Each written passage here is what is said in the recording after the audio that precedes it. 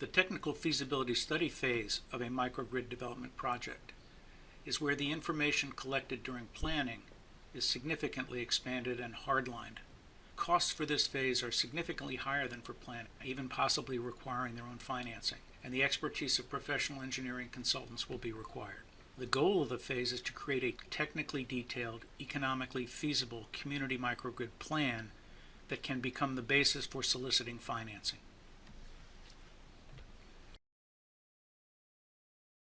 A technical feasibility study for a microgrid is often also referred to as an audit grade study. In essence, it broadens and deepens the microgrid development plan that was created at the end of planning. This early stage plan would include a preliminary list of potential sites for the microgrid, a preliminary list of potential technologies that can be used in the microgrid, a very preliminary cost estimate including the cost of installation and operation of the microgrid, and a very preliminary version of potential business models for ownership and management of the microgrid.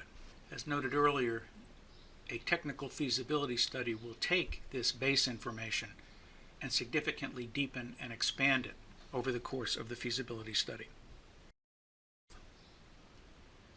Key outcomes of the feasibility study phase, or the audit grade study, are a detailed design of the microgrid from a technical and economic perspective, a cost-benefit analysis of the proposed microgrid, a proposed ownership structure for the microgrid, and a financial plan.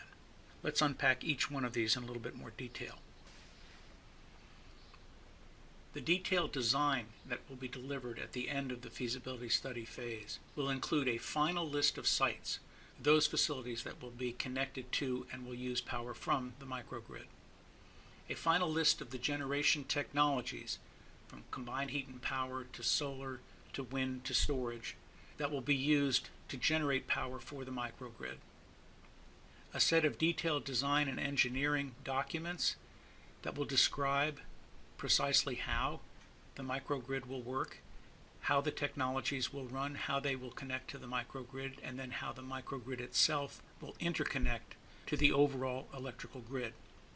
And then finally, a detailed cost estimate of the cost to procure and install the equipment, the cost to develop and construct the distribution infrastructure for the microgrid, and ultimately an estimate of the cost to own and operate the microgrid.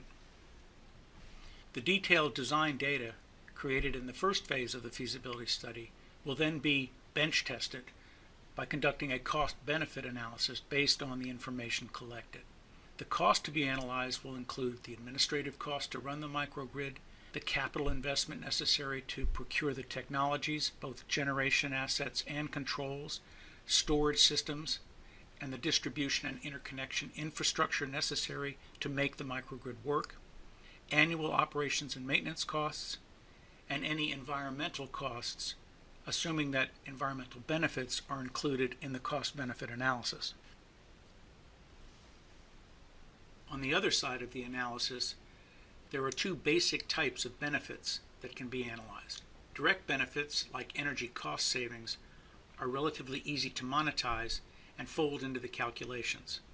Indirect benefits, like power quality improvements, environmental benefits such as reduced emissions, and increased power reliability, such as avoided losses during power outages, are real benefits but are a bit harder to quantify and include in the calculations. Nonetheless, both need to be included to measure the true benefits of a microgrid to a community and to a region. As noted on the previous slide, cost-benefit analyses can be complicated and require a lot of judgment as well as a lot of input. Luckily, there are modeling tools that have been developed specifically for microgrids that can help with this process. The Distributed Energy Resources Customer Adoption Model, or DERCAM, from the Lawrence Berkeley National Lab is one.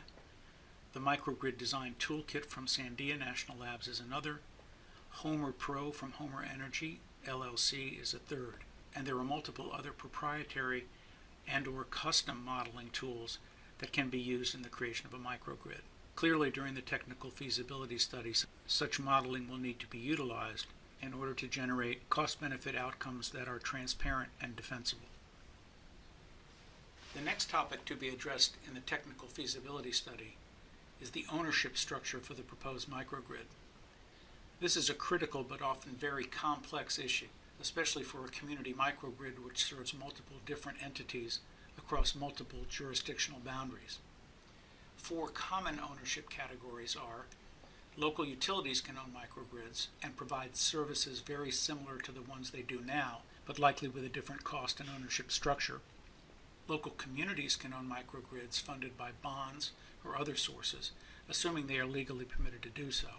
Third-party service providers can own and operate microgrids on behalf of communities, and communities and third-party service providers, including utilities, can jointly own and manage community microgrids through public-private partnerships. All 4 ownership models have a range of variations, and all are relatively complex, and new models are evolving in real time as the development and deployment of microgrids gains momentum. A key objective of the feasibility study is to identify the specific ownership model that works best for the circumstances in a given community, and incorporate this model into the final microgrid development plan for the project. The last component of the technical feasibility study is the financial plan for the microgrid development project. The plan should, at a minimum, provide detailed estimates of both costs and revenues. On the cost side, the annual costs to operate, maintain, and own the microgrid over the service life of the equipment. On the revenue side, any customer charges that can be obtained, including anticipated rates, demand charges, etc., and any external revenue streams such as tax incentives, grants, solar renewable energy credits, etc. Once the detailed design information, the cost-benefit analysis, the ownership model, and the financial plan have been developed, they can be rolled into a final microgrid development plan suitable to serve as a basis for seeking financing and procurement, the next phase of the microgrid development process.